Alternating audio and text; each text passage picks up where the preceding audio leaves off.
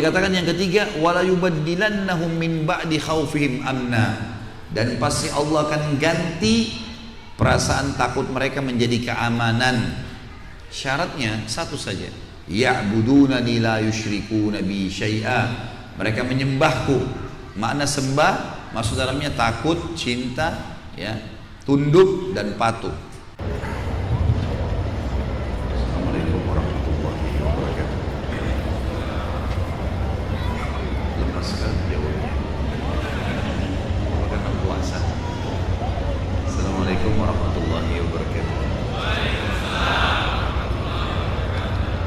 Alhamdulillah, tidak pernah berhenti lisan kita memuji Tuhan yang Maha Esa, yang Maha Kuat, Maha Adil, Maha Bijaksana, satu-satunya yang telah menciptakan, memiliki, menguasai semua yang di langit, semua yang di bumi, dan semua yang di kedalaman lautan, terjangkau atau tidak terjangkau oleh mata manusia. Zat yang Maha mengurus makhluknya, Maha hidup dan tidak pernah mati, Allah Subhanahu wa ta'ala.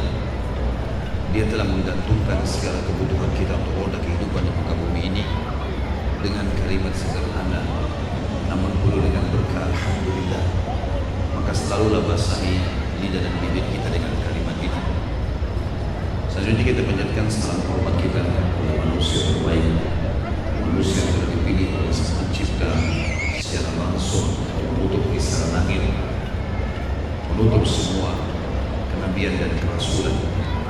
Risalah yang dibawa global, membawa panduan hidup untuk kita semua, sehingga kita tahu mana halal, mana haram, mana yang diperintahkan dan dilarang oleh Sang Pencipta Allah. Dan Allah memerintahkan seluruh manusia tanpa terkecuali dari suku dan negara manapun untuk menjadikan orang ini sebagai suri tauladan. Dan siapapun yang menjadikannya sebagai suri tauladan, maka pasti akan bahagia, tenteram, memiliki solusi-solusi yang terbaik dari masalah yang sedang dihadapi selama di dunia, dan juga akan menang dari musuh-musuhnya. Karena memang tergambarkan dalam kehidupan manusia terbaik ini seperti apa yang kita gambarkan tadi: ketenangan, kegembiraan, kesempurnaan hidup, solusi dari masalah-masalah yang dihadapi, dan juga menang dari musuh-musuh. Sang Pencipta Allah memerintahkan juga untuk sebagai kepada kita semua untuk mengucapkan salam hormat kepadanya. Maka sangat wajar kalau selalu kita mengucapkan salawat dan taslim kepada Nabi besar Muhammad sallallahu alaihi wasallam. Pertama-tama tentu secara pribadi, ikhwan dan akhwat sekalian, saya mengucapkan jazakumullahu khairan atas undangan yang diberikan oleh teman-teman panitia, dan juga atas ikhwan dan akhwat yang hadir bersama-sama di majlis ini.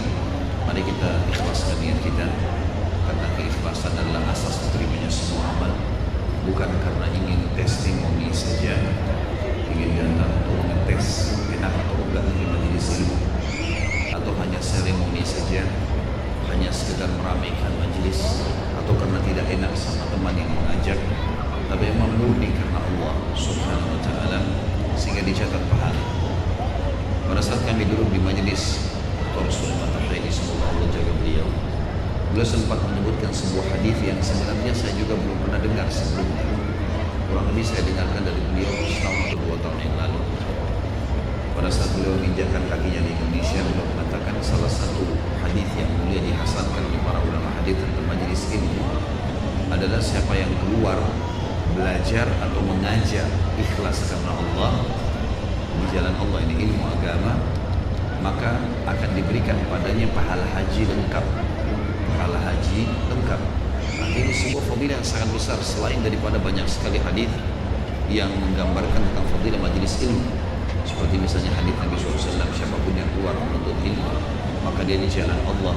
Siapa yang keluar menuntut ilmu, maka malaikat akan menempatkan sayapnya menaungi para penuntut ilmu karena ridho terhadap apa yang mereka lakukan. Dan sekian banyak hadis baginda Nabi SAW yang memotivasi kita untuk hadir di majelis ilmu.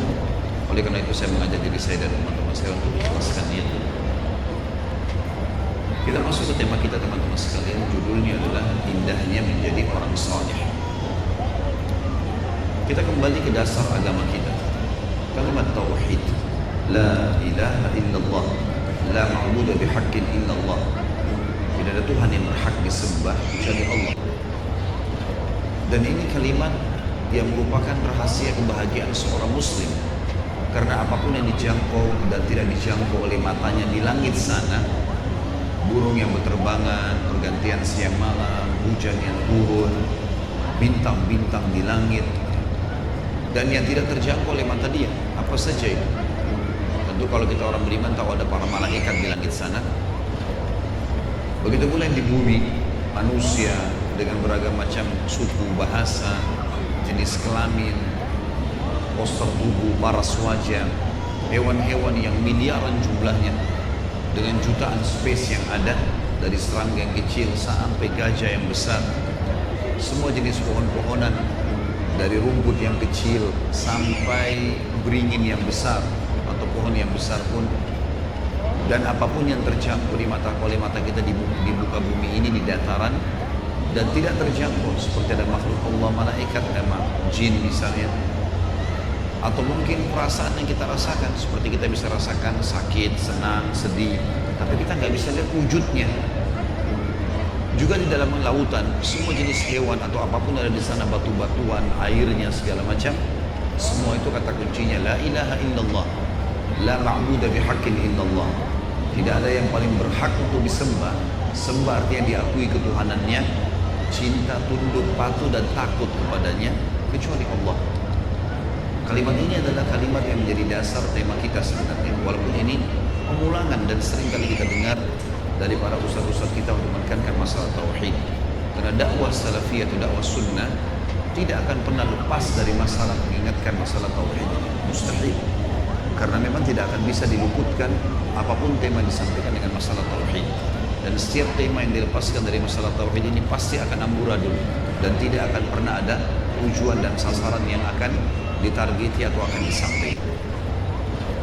Saudara seiman, pencipta semua tadi sudah kita katakan Allah. Orang-orang yang patuh kepada Allah itu meyakini tentang keberadaannya, kemudian menerapkan apa yang diperintahkan oleh Sang Pencipta, apa yang diperintahkan wajib dan sunnah dikerjakan, apa yang dilarang haram dan makruh ditinggalkan, maka dikenal dengan istilah soleh. Orang yang soleh. Kalau perempuan, soleha. Jadi judul kita, indahnya menjadi orang yang soleh. Indahnya menjadi orang yang patuh kepada Sang Pencipta.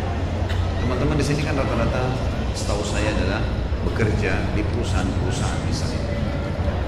Maka saya sangat yakin dan kita sepakat kalau ada seseorang yang bekerja di perusahaan dan dia patuh, kerjanya on time, pekerjaannya bagus, mengikuti peraturan-peraturan, saya yakin tidak akan luput gajinya, bahkan mungkin bisa dapat tingkatan-tingkatan pekerjaan dan juga bonus yang banyak. Itu rasionalnya.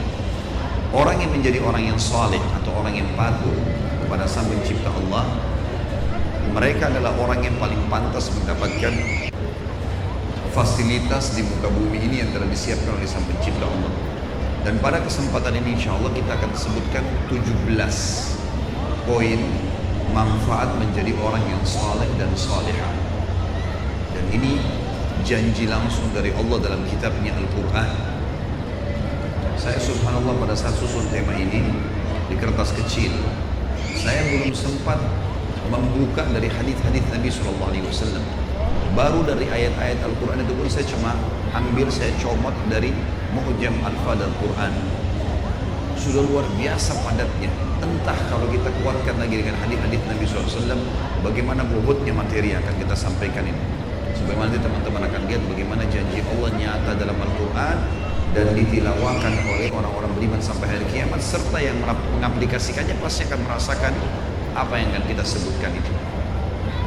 Namun sebelumnya teman-teman sekalian, saya ingin dalam pembukaan ini menyampaikan dulu tentang masalah rival atau lawan daripada saleh atau salihah, yaitu orang-orang yang membangkang, baik itu fasik istilahnya atau fasikah, ataupun kafir atau kafirah. Kalau fasik istilah orang-orang muslim tapi masih banyak dosanya, masih bobrok, sholat iya tapi masih bohong, sholat iya tapi masih zina, masih menipu, ini namanya fasik.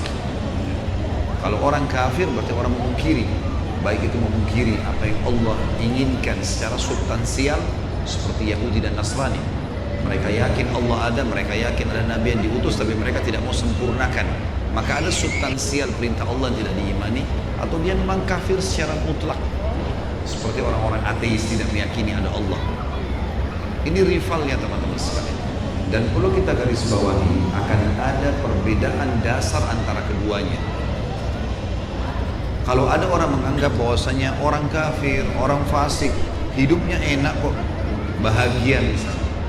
Baik, saya mau tanya teman-teman sekalian, orang yang masih berpikiran begini sih, seperti ini, apa tolok ukurnya? Sehingga Anda atau antum berkata bahwasanya kehidupan orang kafir atau orang fasik itu bahagia. Kalau saya bisa memastikan di majelis ini teman-teman sekalian, dan Allah menyaksikan itu, kalau mereka sebenarnya tidak menemukan kebahagiaan, mereka menemukan kesempitan jiwa, mereka merasakan kesusahan hidup. Keliru kalau ada orang menganggap orang kafir itu bahagia. Kebahagiaan mereka adalah semu, bukan kebahagiaan yang sebenarnya. Karena mereka pada saat mabuk, baru mereka anggap mereka bisa bahagia, karena mereka tidak memikirkan permasalahan atau lagi lepas dari permasalahan sementara. Setelah mereka sadar, kembali kepada permasalahan yang sama, dan mereka tidak pernah menemukan solusi yang terbaik. Keliru kalau ada orang mengatakan bahwasanya orang kafir itu bahagia. Saya pernah naik taksi teman-teman sekalian di Singapura, yang supir taksi itu orang non-muslim. Saya mutar waktu itu kurang lebih 1 jam mutar di Singapura naik taksi. Sepanjang jalan dia menjelaskan kepada saya dalam bahasa Inggris begitu rumitnya kehidupannya. Masalah dalam rumah tangganya, masalah anaknya sakit, masalah ribut dengan tetangganya, adik-adiknya banyak yang nakal, segala macam hal. Saya berpikir waktu itu, orang seperti ini secara zahirnya biasanya, kalau di Indonesia dengan penampilan dia, ini dianggap orang kaya, dan mungkin orang anggap dia bahagia. Contoh yang lain, seorang jemaah saya pernah umrah dari Lombok, Allah yarham, beliau meninggal beberapa tahun yang lalu. Masih muda sebenarnya, seorang supplier terbesar di sana untuk HP dan casing-casing HP. Rupanya dia bekerja sama dengan orang non-muslim dari Jakarta. Waktu dia datang ke restoran saya di Kalibata bersama dengan orang non-muslim ini, orang Chinese non-muslim, duduklah, kemudian dia banyak konsultasi masalah agama, masalah rumah tangga, masalah pekerjaan, masalah segala macam. Rupanya yang non-muslim ini orang kaya raya di Jakarta, orang non-muslim, termasuk salah satu orang kaya di Jakarta. Dia penasaran, dia dengar ini jawaban saya selalu menggunakan ayat Al-Quran, hadis Nabi SAW, memberikan solusi-solusi. Dia bilang, Ustaz, saya bisa bertanya nggak? Orang Katolik, agama Katolik. Saya bilang, ya silakan. Mulailah dia cerita, tapi saya bilang saya akan jelaskan dengan hukum agama Islam. Dia bilang nggak apa-apa. Dari tadi saya dengar ini sebenarnya seperti masalah yang sedang saya hadapi. Kemudian dia ceritalah, ternyata ceritanya dia lebih rumit daripada si muslim tadi. Masalah pekerjaannya, masalah ribut dengan istrinya, masalah anak-anaknya, masalah banyak hal yang dihadapi sama dia. Jadi kekeliruan yang sangat fatal kalau ada orang menganggap kalau orang itu ahli maksiat, fasik atau kafir, lalu dia bahagia. Keliru. Berapa banyak orang di antara mereka karena tidak kenal halal haram, maka mobilnya pun haram, pakaiannya haram, rumahnya haram, rumah tangganya dimulai dengan kemaksiatan, bahkan kadang-kadang mereka tidak menikah dan rumah tangga. Lalu kebahagiaan apa yang dianggap di sini? Saya pastikan semua itu teman-teman sekalian, karena Sang Pencipta Allah telah berfirman dalam Al-Quran. Coba kita tadabburi ayat demi ayat ya. Dimulai dari surah Shad, surah nomor 38 ayat 28. A'udzu billahi minasyaitonir rajim. Am naj'alul ladzina amanu wa amilus solihati kal mufsidina fil ardi am naj'alul muttaqina kal fujjar. Mana bisa, kata Allah, kami jadikan orang-orang yang beriman dan beramal saleh. Orang yang patuh, beriman pada Allah, kemudian dia beriman, kemudian dia beramal saleh, dia kerjakan yang diperintahkan, dia tinggalkan yang dilarang, nikmati yang halal, tinggalkan yang haram. Kami samakan dengan orang-orang yang membuat kerusakan di muka bumi. Dan bagaimana bisa sama antara orang-orang yang muttaqin, orang yang patuh, dengan orang-orang yang fujar, orang yang durhaka. Di ayat yang lain Allah subhanahu wa ta'ala juga menyinggung surah Ghafir, surah nomor 40 ayat 58. Pada sore ini kita banyak tadabbur ayat teman-teman sekalian. Akan banyak sekali, mungkin lebih dari 50 atau 70 ayat yang akan kita sebutkan insyaAllah. Surah Ghafir ini surah nomor 40 ayat 58 berbunyi, A'udzu billahi minasyaitonir rajim wa ma yastawil a'ma wal basir walladzina amanu wa 'amilus solihati walal musii qalilan ma tatadzakkarun. Tidak akan pernah sama antara orang buta dengan orang melihat. Orang kalau melihat leluasa bergerak. Kayak kita alhamdulillah penglihatan kita Allah mudahkan terang. Kita bisa tahu bahaya apa yang sedang akan ada di hadapan kita. Ada lubang kah, ada orang yang ingin berbuat jahat. Aktivitas kita bisa lebih cepat karena kita bisa melihat. Beda dengan orang buta, lamban semuanya. Kata Allah tidak akan pernah sama antara orang yang melihat dengan orang yang buta. Demikian pula contoh itu tidak akan pernah sama orang yang beriman dan beramal saleh dengan orang-orang yang melanggar. Orang yang durhaka, maksiat, fasik atau kafir. Tapi sayang, sangat sedikit kalian mau memikirkan masalah itu. Kata sebagian ulama tafsir, qalilan ma tatadzakkarun adalah kalian tidak mau ambil pelajaran dari kehidupan mereka. Dalam ayat yang lain juga Allah menyebutkan dalam surah Al-Jathiyah, surah nomor 45 ayat 21. Al-Jathiyah surah nomor 45 ayat 21 yang bunyinya, A'udzu billahi minasyaitonir rajim. Am hasibal ladzina ijtara'us sayyiati an naj'alahum kalladzina amanu wa 'amilus shalihat. Am naj'alahum kalladzina amanu wa 'amilus shalihati sawa'an mahyahum wa mamatuhum sa'a ma yahkumun.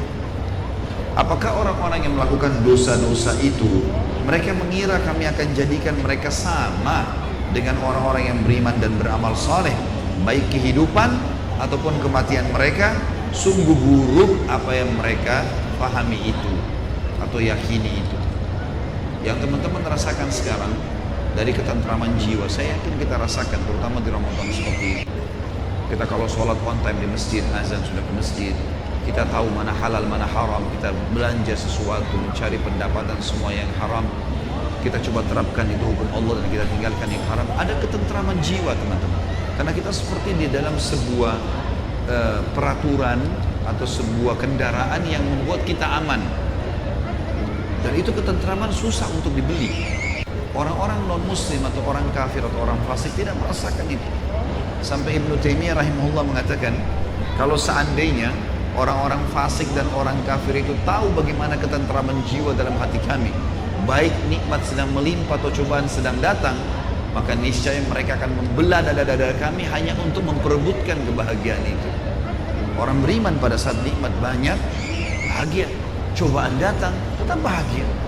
Karena dia tahu, cobaan pun datang untuk membersihkan dosa-dosanya. Kalau dosanya sudah bersih, meninggikan derajatnya, kata sebagian ulama salaf.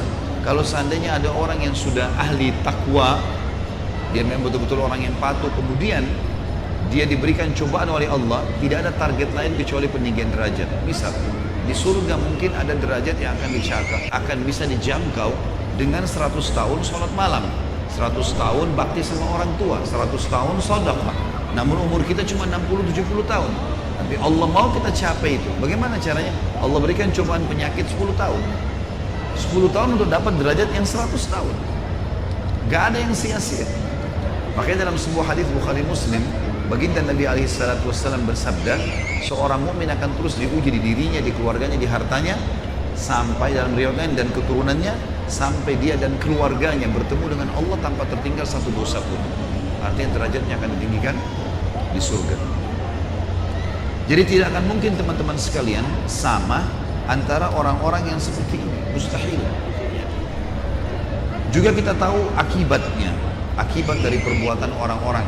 Jadi gini teman-teman, kalau ada orang yang sukses dalam satu kegiatannya, misal pekerjaan, teman-teman lagi di kantor, lihat siapa orang yang paling berprestasi di kantor, coba ikuti langkah dia, maka efek yang didapatkan oleh orang itu akan kepada kita juga, ya. Kita berteman dengan orang pintar, kita akan pintar. Kita berteman dengan orang yang malas, kita akan malas. Itu konsep dasarnya. Kita bawa mobil dengan santun, akibat orang bawa mobil santun semuanya akan aman. Orang yang ugal-ugalan akibatnya akan tabrakan, kan gitu. Maka akibat ini akan datang kepada kita sama dengan apa yang orang sudah lakukan sebelumnya. Artinya gini teman-teman sekalian, kalau kita mau tentram bahagia, orang-orang soleh sebelum kita sudah tergambarkan. Kehidupan para nabi-nabi misalnya, nabi-nabi semuanya bahagia dalam hidupnya. Walaupun ada cobaan, mereka punya solusi dari masalahnya. Rasulullah SAW hadapi masalah. Tapi kalau kita rentet histori hidup beliau alaihissalatu wassalam, kita temukan pasti ada jalan keluar. Dan jalan keluarnya pasti bagus. Kalau kita ngikutin langkah Nabi SAW, akibat yang datang kepada beliau akan datang kepada kita. Otomatis itu. Gitu kan? Kita ikuti orang sukses, kita akan sukses. Sama kalau kita lihat misalnya akibat orang-orang yang membangkang. Seperti Fir'aun, Namrud. Orang-orang yang sudah ada, kedudukan di muka bumi, tapi mereka membangkang. Akibatnya apa? Allah tenggelamkan, Allah hancurkan. Yang mengikuti langkah Fir'aun akan sama akibatnya. Nggak mungkin beda. Dan itu sudah digambarkan dalam Al-Quran. Makanya Allah SWT setelah menceritakan tentang keadaan umat-umat sebelum kita, Allah selalu tekankan, A'udzubillahi minasyaitonirrajim wa lan tajida li sunnatillahi tabdila. Tidak akan pernah datang pergantian terhadap sunnatullah itu, sistem Allah. Yang patuh akan diberikan keterbukaan rezeki segala macam, dan orang yang bangkang akan dihukum pasti. Teman-teman sekalian, sungguh mengkhayal kalau ada orang di muka bumi ini berbuat dosa, lalu dia pikir tidak akan dihukum, atau dia bisa menyembunyikan dosanya. Mengkhayal. Ambil kata-katanya teman-teman sekalian. Bagaimanapun antum mengemas rahasia antum itu akan dibongkar sama Allah. Bisa susah. Makanya dalam surah jin pada berkata gitu kan. Dan kami tidak akan pernah bisa lari dari Allah. Artinya kata ulama tafsir, jin-jin sudah paham yang beriman, apapun yang mereka lakukan baik atau buruk Allah akan bongkar. Kalau baik jadi pelajaran buat orang, kalau buruk akan jadi pembersihan dosa dia kalau dia beriman, atau bahkan mempermalukan dia supaya dia berhenti. Jadi kita harus paham poin ini teman-teman sekalian. Allah Subhanahu wa taala memberikan peringatan-peringatan kepada kita sebelum terjadi hal yang besar supaya kita berhenti. Misal ada orang mau berzina, pada saat dia awal mau telepon atau mau SMS atau mau WA sekarang, akan ada peringatan dari Allah. Ada rasa khawatir, yang paling dasar rasa takut, khawatir. Dia terabas saja, dia tetap lakukan. Baik, janjian. Allah berikan lagi sinyal yang lain. Ada orang yang lihat dia. Dia terabas lagi, tetap janjian di hotel misalnya.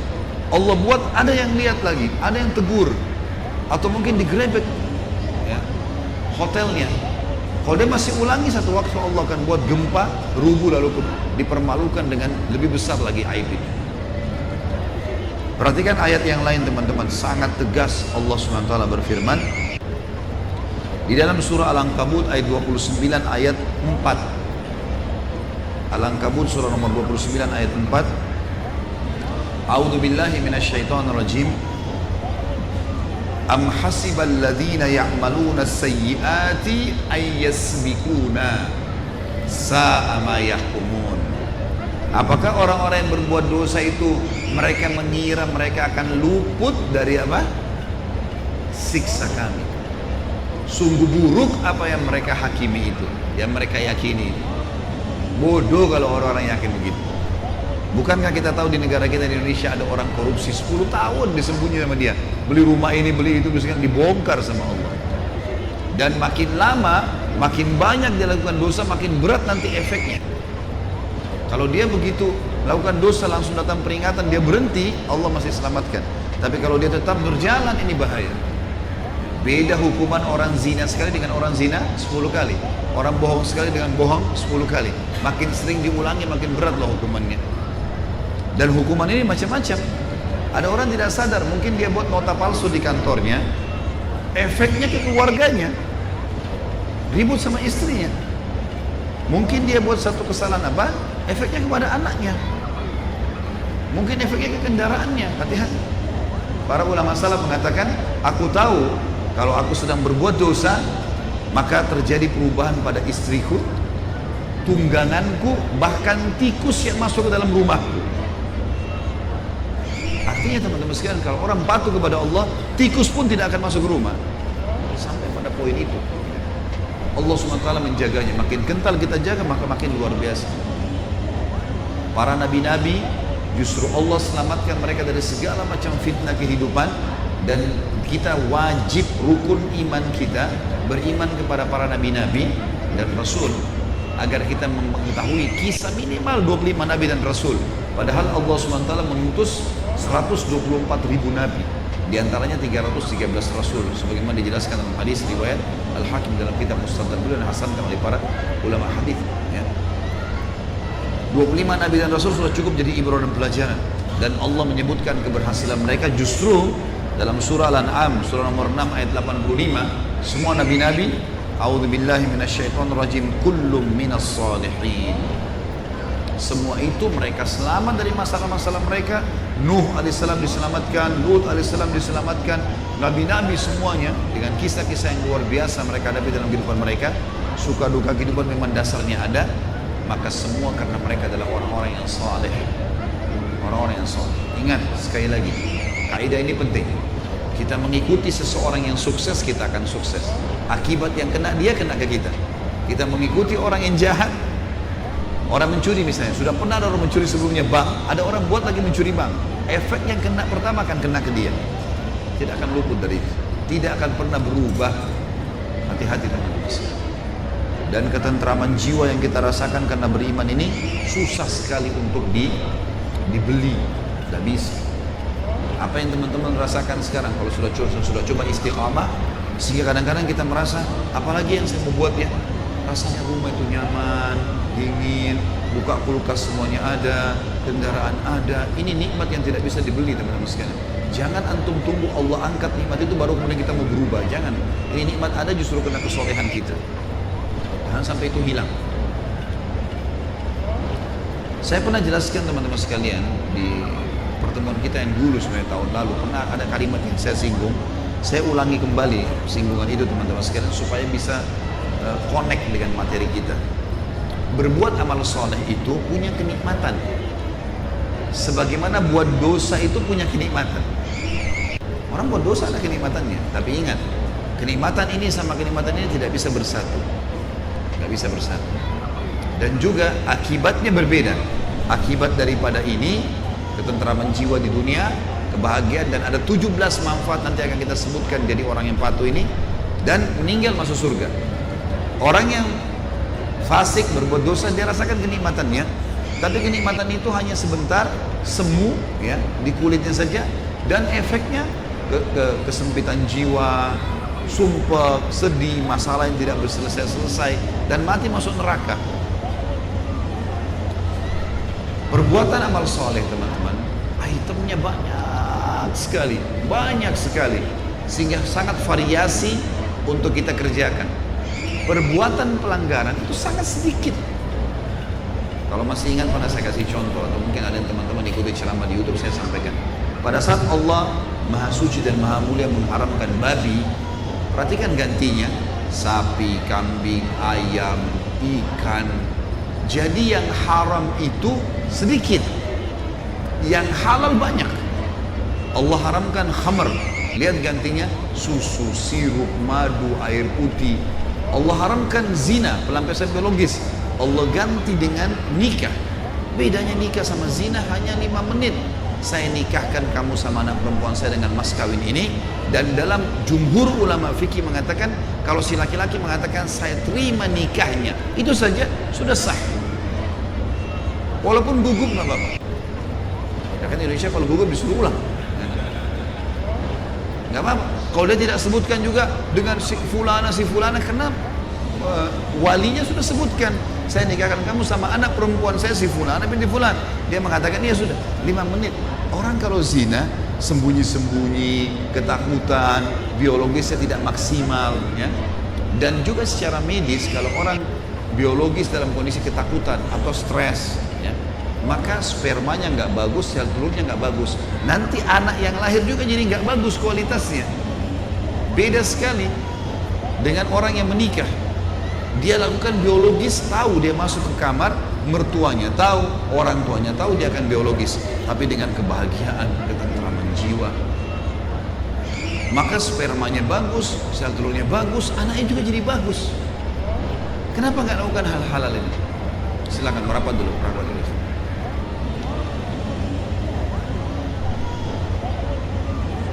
Di depan sini bisa kan? Fadhal, merapat dulu, kasih teman-teman yang baru mau masuk.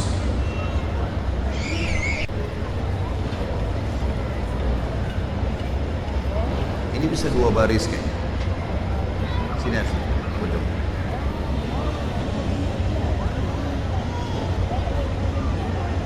Ayo, penyakit al-malas hilangkan. Berdiri cepat. Merapat. Kalau cuma didorong sedikit, pantatnya itu belum cukup. Harus berdiri. Kasih kesempatan ikhwah yang baru datang. Itu masih kosong kayaknya. Kelihatan. Merapat.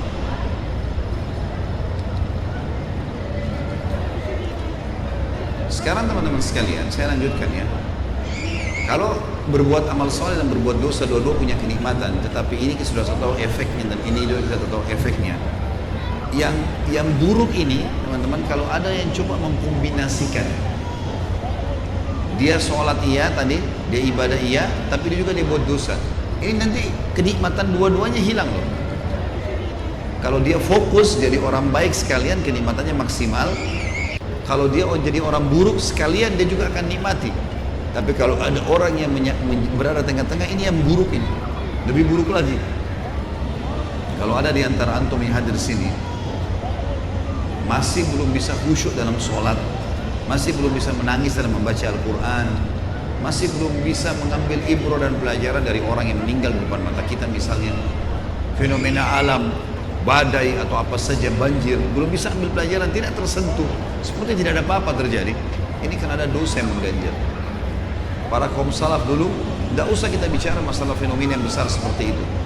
Kalau ada sesuatu yang kecil, kalau mereka lagi jalan kakinya kesentuh batu, itu sudah dia mengatakan inna lillahi wa inna ilaihi raji'un. Dosa apa yang sudah aku lakukan? Kakinya kesentuh batu. Kadang-kadang mereka merasakan panasnya cuaca, mungkin kayak antum merasakan di Timur Tengah seperti sekarang menjelang musim panas. Panasnya udara saja itu sudah mereka anggap adalah sebuah cobaan bagi mereka. Sambil mereka mengatakan inna lillahi wa inna ilaihi raji'un. Dosa apa yang sedang kami lakukan? Seperti itulah mereka bermuhasabah. Lagi kalau yang besar-besar. Jadi kalau ada orang yang coba melakukan ketaatan dan coba lakukan dosa juga, ini dua-dua kenikmatannya akan hilang. Saya kasih contoh. Kalau ada orang sholat 5 waktu on time, tapi masih mabuk. Misal subuh jam 5, jam 4 dia mabuk. Kira-kira mabuknya enak gak? Kok senyap ini? Dia akan mabuk berpikir, sebentar 1 jam lagi subuh. Mabuknya gak enak itu. Karena dia coba gabungkan antara maksiatnya dengan amal solehnya, gak bisa. Jadi memang ini tidak akan bisa bersatu teman-teman sekalian. Sebagaimana sudah saya sebutkan tadi poin-poin sebelumnya. Baiklah. Sekarang kita masuk ke inti bahasan kita. 17 manfaat menjadi orang soleh dan soleh. Yang pertama teman-teman sekalian, Allah menjanjikan kesejahteraan hidup. Allah menjanjikan kesejahteraan hidup. Tahu sejahtera teman-teman sekalian. Jadi gini, dalam bahasa Indonesia pun perlu kita pahami. Kalau ada orang bekerja, punya gaji, segala macam, tapi masih pas-pasan, ini belum sejahtera. Artinya orang mampu iya, orang punya pekerjaan iya, gitu kan. Bahkan orang sukses pun dalam bahasa kita masih belum bisa dikatakan sejahtera. Sejahtera itu teman-teman, udah nggak pernah berpikir dari mana lagi dia dapatkan sesuatu. Mungkin kalangan para raja, para presiden, pengen mobil tinggal tunjuk, mau apa tinggal ada. Begitulah kurang lebih gambaran kesejahteraan. Kalau dalam bahasa Arab ini hayatun thayyibah. Hayatun thayyibah. Hayat, kehidupan yang thayyibah. Thayyibah itu yang sangat luar biasa, sempurna. Allah sebutkan dalam Al-Quran tentang masalah itu dalam surah An-Nahl. Kalau bisa tulis-tulis, dan ini tolong ditadaburi baik-baik ayatnya. Surah An-Nahl, surah nomor 16 ayat 97. Ayat 97. A'udzu billahi minasyaitonir rajim. Man amila salihan min dzakarin aw untha. Man amila salihan min dzakarin aw untha wa huwa mu'minun falanuhyiyannahu hayatan thayyibah wa lanajziyannahum ajrahum bi ahsani ma kanu ya'malun. Siapapun yang beramal saleh, patuh, kerjakan perintah, tinggalkan larangan, nikmati halal, tinggalkan haram. Selesai. Dari laki-laki dan perempuan, sementara dia dalam keadaan beriman, maka pasti kami akan hidupkan mereka dengan hidup yang sejahtera, dan pasti kami akan berikan balasan dari amal-amal yang telah mereka lakukan dengan sesempurna mungkin. Jadi kalau teman-teman buka terjemahan bahasa Indonesia Al-Quran, kalau tidak kurang lebih tidak sama dengan apa yang saya terjemahkan, maka itu cuma masalah terjemahan. Tapi saya coba mendekatkan makna yang lebih mudah difahami. Yang kedua teman-teman sekalian, dijanjikan kemenangan dan kesuksesan hidup. Tadi kehidupan sejahtera ya. Sebagaimana Allah sebutkan di dalam surah Ar-Ra'd, surah nomor 13 ayat 29. Surah nomor 13 Ar-Ra'd ayat 29. A'udzu billahi minasyaitonir rajim. Alladzina amanu wa 'amilus solihati tuba lahum wa husna ma'ab. Saksi bahasan kalimat tuba.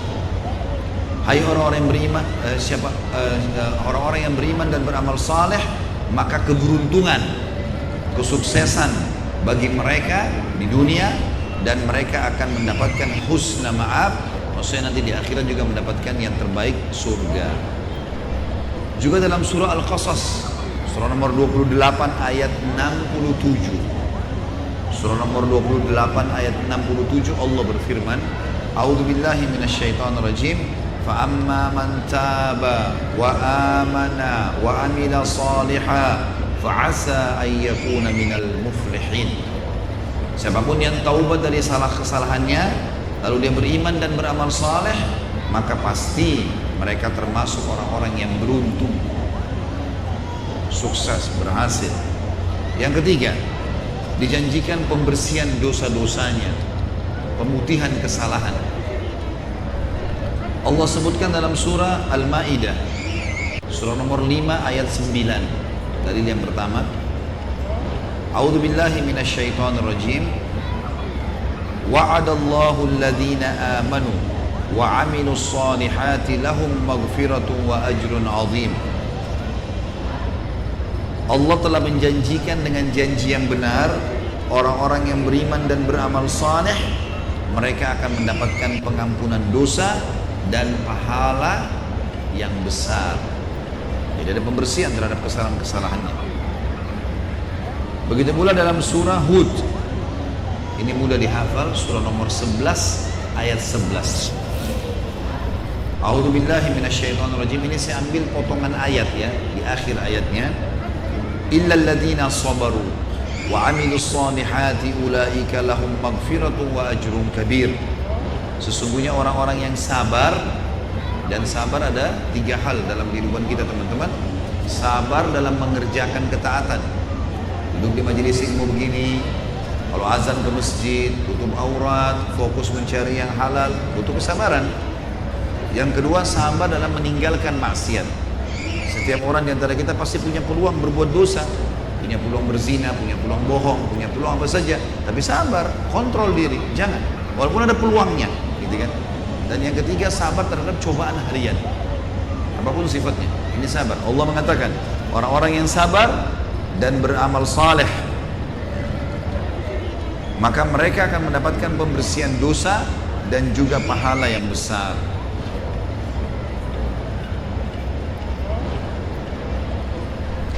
Selanjutnya, ayatnya yang menjelaskan masalah pengampunan dosa.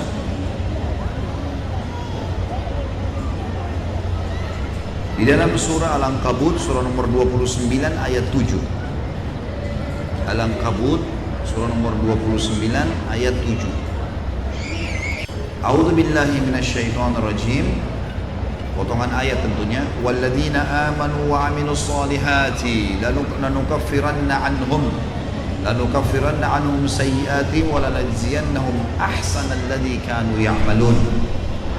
Siapapun yang beriman dan beramal saleh, kami pasti akan membersihkan dosa-dosa mereka, dan kami pasti akan membalas kebaikan mereka itu, amal-amal soleh mereka kerjakan setelahnya, dengan balasan yang paling baik atau lebih baik daripada apa yang mereka lakukan. Juga dalam surah Saba, surah nomor 34 ayat 4. Surah nomor 34 ayat 4 Allah berfirman, potongan tengah-tengah ayat tentunya.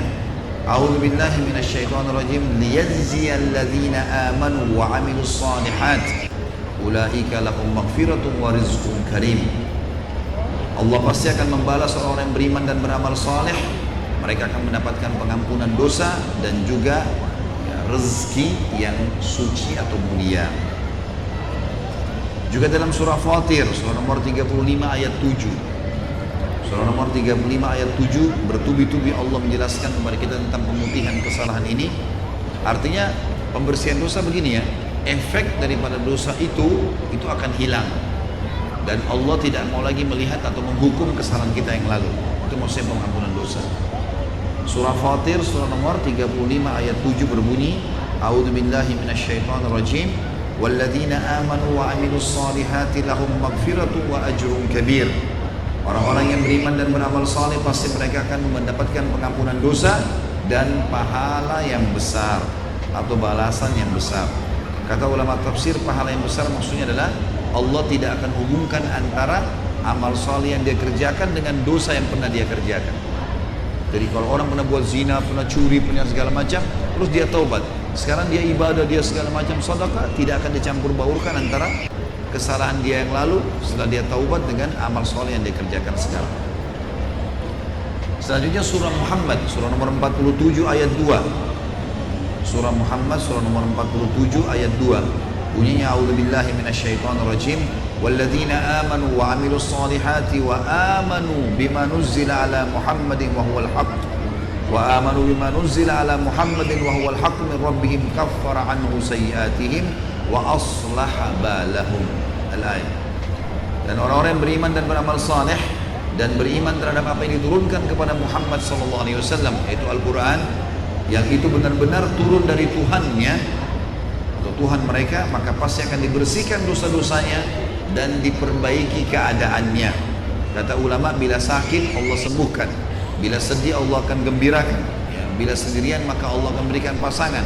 Seperti kasus Musa alaihissalam pada saat lari dari Fir'aun sendirian ke negeri Madian, lalu Allah berikan pasangan hidup, pekerjaan, mertua, keluarga dan seterusnya. Juga dalam surah Al-Fath, surah nomor 48 ayat 29, ayat terakhir dari surah Al-Fath. Ini tentang kisah para sahabat ya. Tapi efeknya kalau kita ikuti para sahabat, kita akan sama dengan mereka. Kita mengikuti orang kafir Quraisy di zaman Nabi SAW atau orang-orang munafik, efeknya juga akan sama. Allah berfirman, A'udzubillahi minasyaitonir rajim, di potongan ayat, wa'adallahu alladhina amanu wa 'amilus solihati minhum maghfiratun wa ajrun 'azim. Allah menjanjikan orang-orang yang beriman dan beramal saleh di antara mereka, maksudnya para sahabat, ridwanullahi alaihim, pengampunan dan juga pahala yang besar. Artinya kalau kita ikuti langkah para sahabat, kita akan sama dengan mereka. Yang terakhir dalam poin yang ketiga, masalah pembersihan dosa, adalah surah At-Taghabun, surah nomor 64 ayat 9. Surah At-Taghabun, surah nomor 64 ayat 9, yang bunyinya, A'udzubillahi minasyaitonir rajim. Wa may yu'min billahi wa ya'mal shalihan ويعمل صالحا يكفر عنه سيئاته ويدخله جنات تجري من تحتها الأنهار خالدين فيها أبدا ذلك الفوز العظيم. Orang-orang yang beriman kepada Allah dan beramal saleh, maka pasti akan diampuni dosa-dosanya dan akan dimasukkan ke dalam surga yang di bawahnya mengalir sungai-sungai dan ia akan kekal di dalamnya selama-lamanya. Dan itulah kemenangan yang besar. Yang keempat, teman-teman sekalian, yang didapatkan bagi orang yang saleh dan salihah adalah petunjuk yang dari Allah. Petunjuk ini adalah bisa mendapatkan solusi dari masalahnya, maksudnya. Sebagaimana dalam surah Yunus, jadi kalau kita beriman dan beramal saleh, ada masalah kita hadapi, maka Allah akan datangkan orang-orang yang membantu kita sehingga kita punya solusi dari masalah itu atau ide-ide yang kita dapatkan sehingga kita bisa punya jalan keluar. Dalam surah Yunus, dalil pertamanya tentang masalah petunjuk ini, surah nomor 10 ayat 9. Surah nomor 10 ayat 9 yang bunyinya, A'udzubillahi minasyaitonir rajim. Innal ladzina amanu wa 'amilus solihati yahdihim rabbuhum biimanihim. Al-ayat. Orang-orang yang beriman dan beramal saleh, pasti Tuhan mereka akan memberikan mereka petunjuk karena keimanan mereka. Jadi kalau antum beriman kepada Allah, pastikan teman-teman sekalian, kita akan dapat jalan keluar dari masalah-masalah kita. Ada saja, ada orang yang diutus oleh Allah membantu kita, ada ide-ide yang muncul. Ya. Dalam surah At-Talaq, dalil yang kedua, surah nomor 65 ayat 11 juga Allah berfirman. Surah At-Talaq, surah nomor 65 ayat 11. A'udzu billahi minasyaitonir rajim. Liyukhrijal ladzina amanu wa 'amilus solihati minadh dhulumati ilan nur. Al-ayat.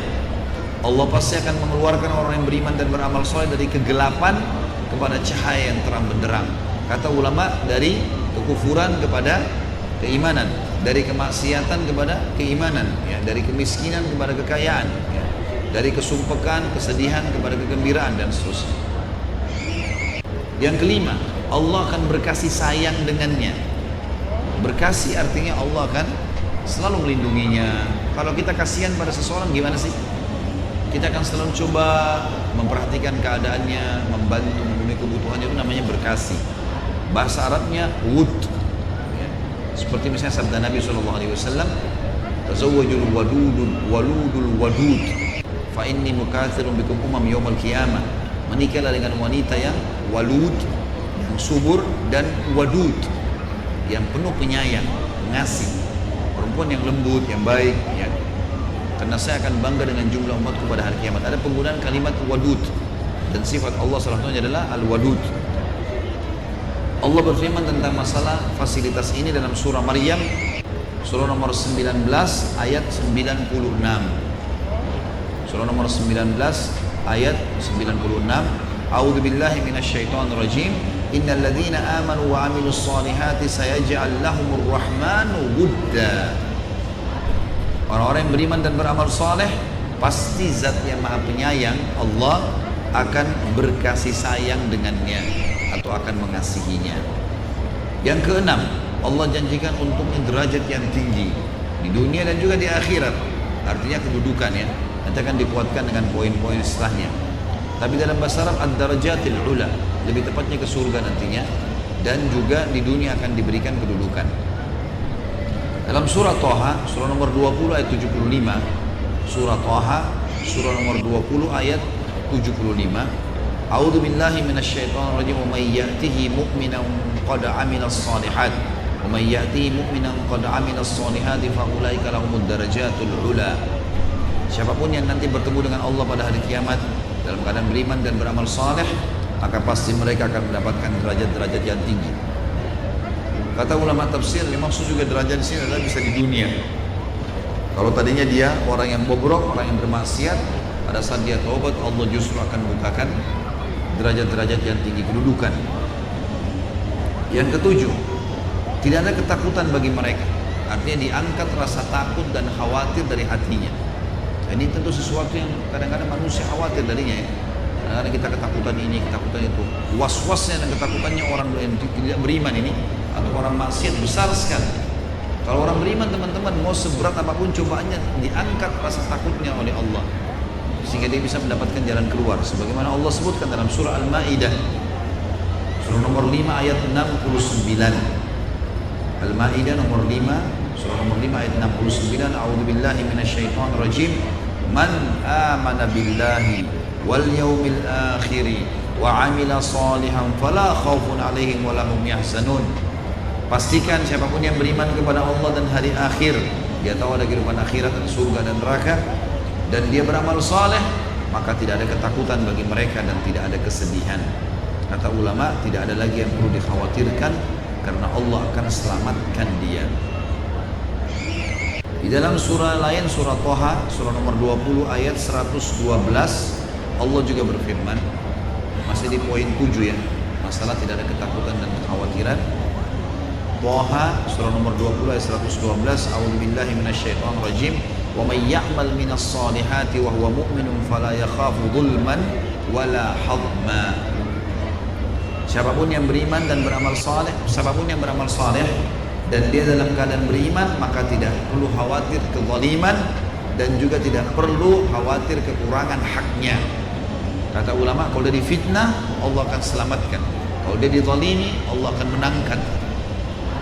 Tidak ada ketakutan sama mereka sama sekali. Selama dia beriman, tenang saja. Rasulullah SAW dizalimi di Mekah, tapi kemenangan akhirnya Allah kasih di Madinah. Hitungan berapa tahun, berapa waktu saya sudah selesai semua. Kita juga tahu para sahabat ridwanullahi alaihim, Abu Bakar, Umar, Utsman, Ali. Siapa yang kenal orang-orang ini dulu? Tidak ada dikenal dalam sejarah Romawi, Persia, orang dari Badui padang pasir Mekah. Tapi karena Islam, karena keimanan, maka Allah angkat derajatnya menjadi raja-raja dunia. Dan Umar dulu pemabuk, radhiyallahu anhu. Tapi Allah tidak lihat lagi masa lalunya, bagaimana dia sekarang ke depan. Yang kedelapan, ini yang banyak dikejar oleh orang-orang adalah Allah lapangkan rezekinya. Dijanjikan itu, janji dari Allah, tidak mungkin salah. Disebutkan dalam Al-Quran, dalam surah Al-Hajj, surah nomor 22 ayat 50. Surah nomor 22 ayat 50. A'udzu billahi minasyaitonir rajim.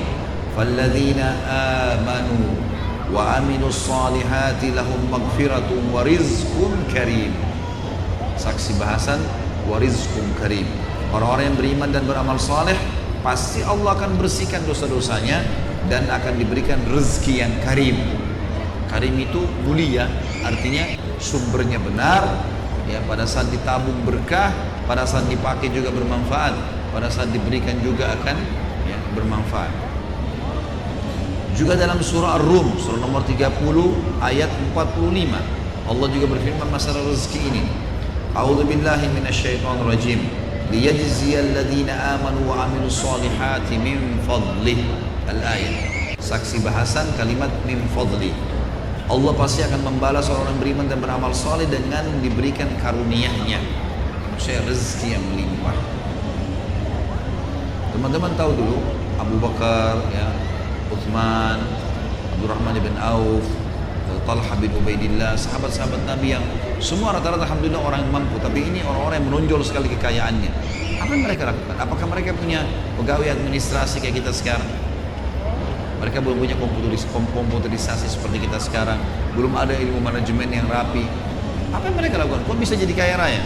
Tahu apa teman-teman sekalian? Setiap hari Abu Bakar, Utsman, Talha, Zubair, ini orang-orang yang kaya-kayanya sahabat ini, tiap hari kalau keluar pasti bawa kantong-kantong, kalau kita, ya, berisi dengan harta untuk disedekahkan ke orang. Itu aja tiap hari. Karena gara-gara sedekah melimpah rezekinya datang. Sampai Abdurrahman bin Auf pernah kedatangan satu peti keuntungan emas, dia bingung apa ini harus dilakukan. Lalu kata istrinya, kenapa? Ini saya bingung harta ini, tidak pernah ada keuntungan sebanyak ini. Sedekahin. Disedekahkan semua malam itu habis. Dia sama istrinya begadang sampai pagi. Dan ini terjadi pada dua orang sahabat. Terjadi pada Abdurrahman bin Auf, terjadi juga pada Talha bin Ubaidillah. Dua-duanya sama. Besoknya datang 2 peti emas. Disedekahkan 2 peti, datang 3 peti emas. Itu kata kuncinya. Sampai saya bahasakan, kalau teman-teman ikuti ceramah saya yang saudaraku nyari rahasia rezekimu, itu luar biasa sedekah itu. Bahkan tempat-tempat investasi yang paling menguntungkan sebenarnya adalah orang-orang miskin yang ada di dekat-dekat rumah kita itu. Kalau di Indonesia, ya, di sini saya tidak tahu ada orang miskin atau tidak, Allahu a'lam.